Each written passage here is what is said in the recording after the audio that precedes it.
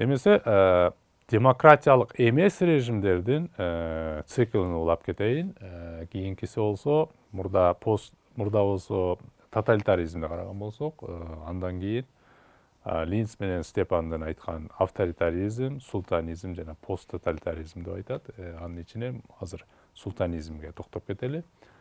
Султанизм деген бул дагы демократиялык эмес режимдердин бири. Бунун өзгөчөлүктөрүн айтаардан мурун биз Макс Вебердин өздөрүнүн эмгектеринин биринде патримониализм деген түшүнүктү айтып кеткенин эске салып кетейин. Патримониализм бул негизи атадан балага калат деген негизи мурас система жөнүндө болот.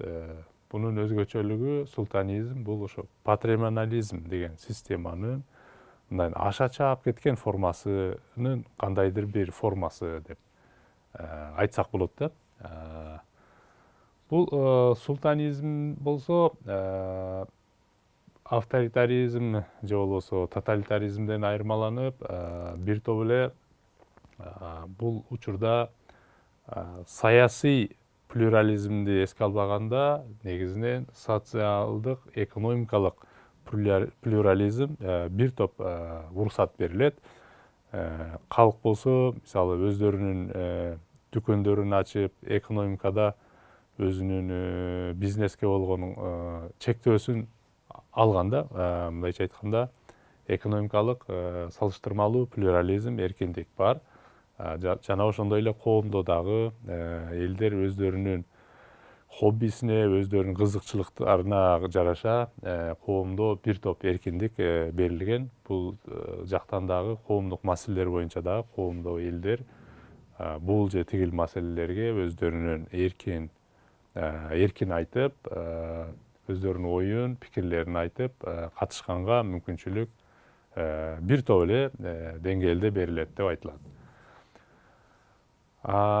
Ошол бул султанизмдин мисалы кайсы өлкөлөрдө болду эле дегенде, дүнү жүзүндө биз Маркостун Филиппиндеги Маркостун мисалы кейсин айтсак болот. 1965 жылдан 1986 жылга чейин. Андан сырткары биз Африка мамлекеттеринен да көрөбүз, айрым өлкөлөрүнөн.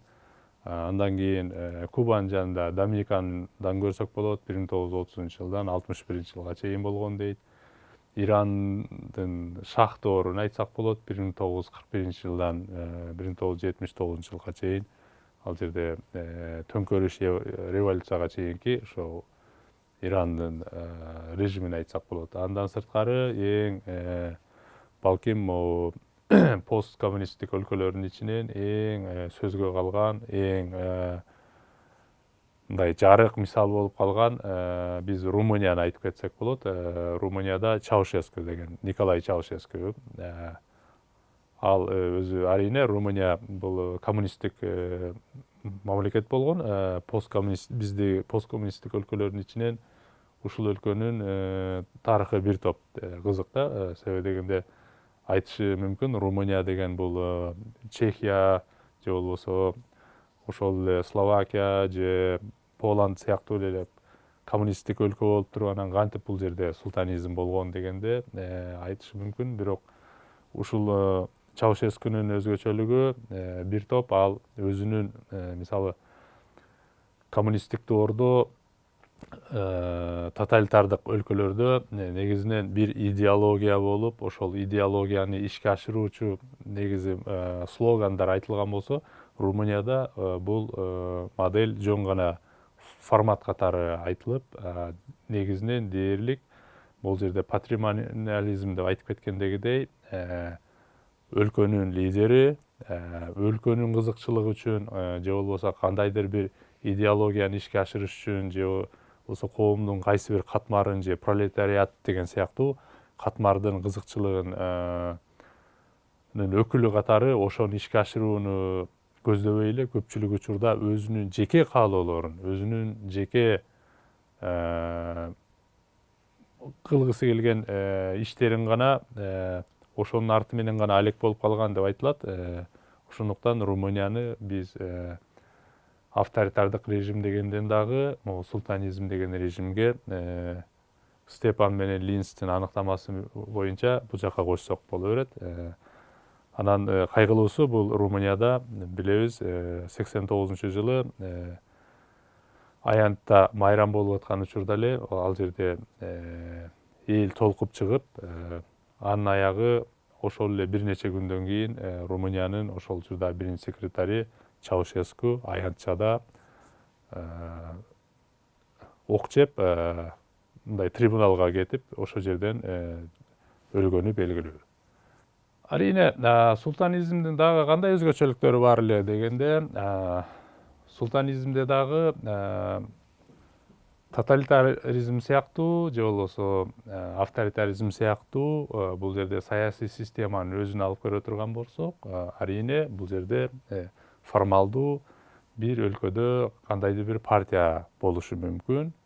Ошол учурда алар дээрлик слоган сыяктуу жөн гана формалдуу гана функцияны аткарып жүрөт, бирок берки режимдерден айырмаланып, кандайдыр бир идеологияны же болбосо элдерди мобилизациялоодо, мисалы коммунисттик доорлордо кандайдыр бир идеологияны айтып, элдерди оңой эле мобилизациялап, топтоп, буну интенсивдүү мобилизация деп коет. Ошол интенсивдүү мобилизация бул жерде дээрлик жок деп койсок болот. Андай мобилизациянын дагы негизинен кереги жок. Көпчүлүк учурда бул лидердин өзүнүн жеке каалоосу же маанайына көбүнчө көз каранды болгон учурлар бар. Ошондуктан саясий чөйрөдөбү, экономикалык чөйрөдөбү же болбосо коомдук чөйрөдөбү коомдогу өзгөрүүлөр кээде алдын ала айтып болбос өзгөрүүлөр көпчүлүк учурда күтүлөт. Анткени бул жерде турукташкан бир программа же болбосо идеология болбогондуктан султандын өзүнүн көпчүлүк учурда султан деп коюп атабыз, мындайча айтканда лидердин өзүнүн жеке каалоолору жана ойлоруна гана көз каранды болуп, коомдогу өзгөрүүлөр бат-бат бул учурда алмашып турганын биз билебиз. Эми болсо буга чейин айтып кеткен демократиялык эмес режимдердин 4 түрүнө токтолуп кетебиз деп мурда айтып кеткен болсок, муну акыркысы эми пост тоталитаризм жөнүндө сөз кылып кетейин.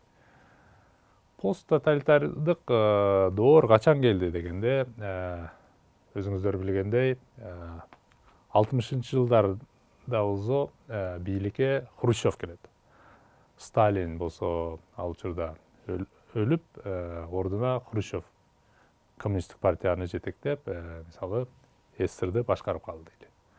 Ошол учурдан баштап СССРда Хрущев доорунда, Сталин доорунда кетирилген саясий террор, катуу башкаруу, тоталдык көзөмөл, репрессиялар, ошол учурда жалпы идеологияга таянып, компартиянын идеологиясына таянып кетирилген аябай чоң тоталдык башкаруулардагы катачылыктарды катуу сынга алып, мындан ары биз десталинизация доорун кылышыбыз керек деп Хрущев айткандан кийин, мурдагы биз мурда өмүрү көрүп көрбөгөндөй катуу башкаруудагы коммунисттик тоталитаризм формасын жумшартып, акырын пост тоталитардык доорго кире баштайт дейт.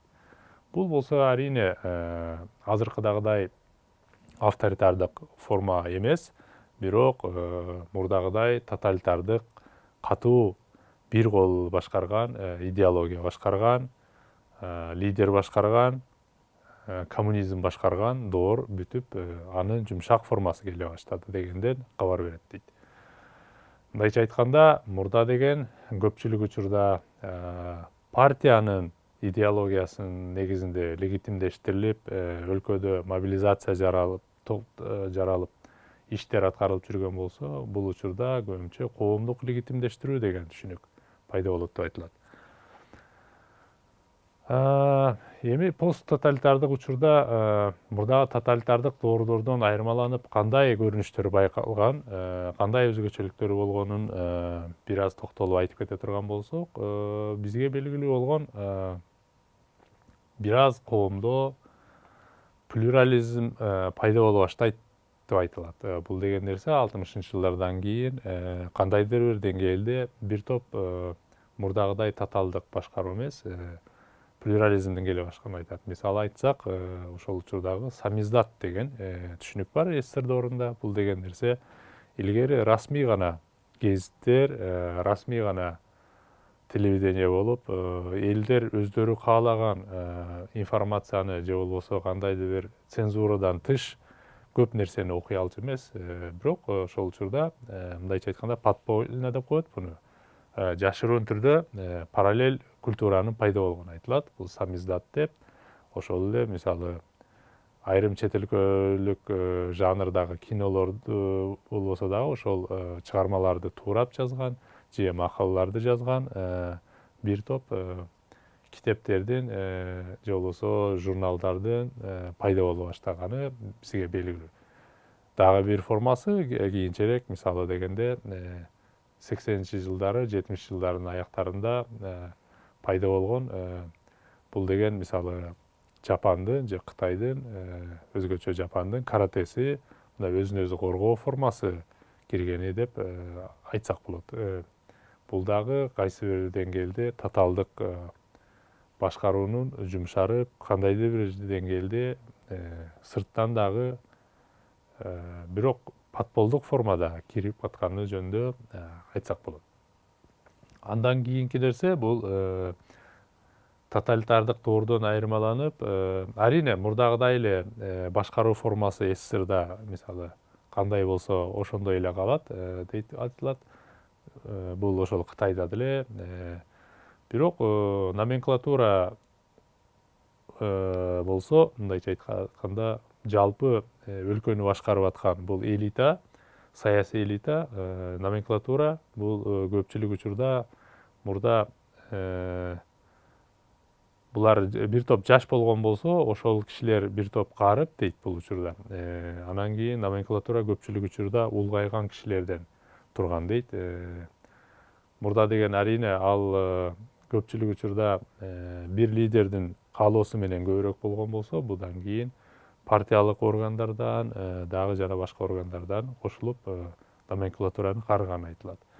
Эми дагы бир нерсе бул идеология. Арине бул учурда дагы идеология толугу менен мурдагы СССРдагыдай кандай болгон болсо, ал жоголуп кеткен жок, бирок идеология көпчүлүк учурда формалдык формага айланып, көпчүлүгү ишенбей, ага ишенбей, кызыксыз боло баштаганы дагы айтылат деп айтылат. Андан кийин болсо, эң акыркысы бул коллективдик идея көпчүлүк учурда бул формалдык формага айлана баштады деп айтылат. Ушул 4 өзгөчөлүктү эске ала турган болсок, биз мурдагы тоталитардык доору бүтүп, андан кийин пост тоталитардык доорго кирген форманы биз өзгөчө ошо салыштыруу политологиянын рамкасында монтип карап түшүндүрүп кыскача мүнөздөмө берип кетсек болот. Эмесе демократиялык эмес режимдердин биз кандай экенин талкуулаган болсок, бул жерде кыскача корутундулап алардын мүнөздөмөсүнүн жалпы корутундусун бир сыйра эсиңиздерге салып кетейин.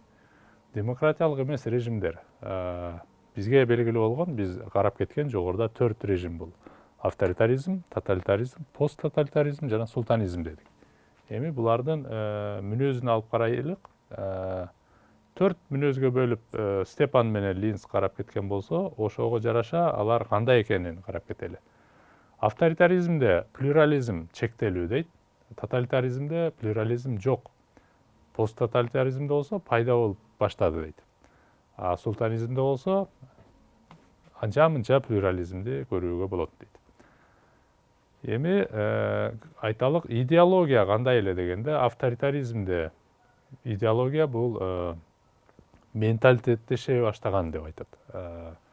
Тоталитаризмде болсо бул идеология өтө катуу эле дейт.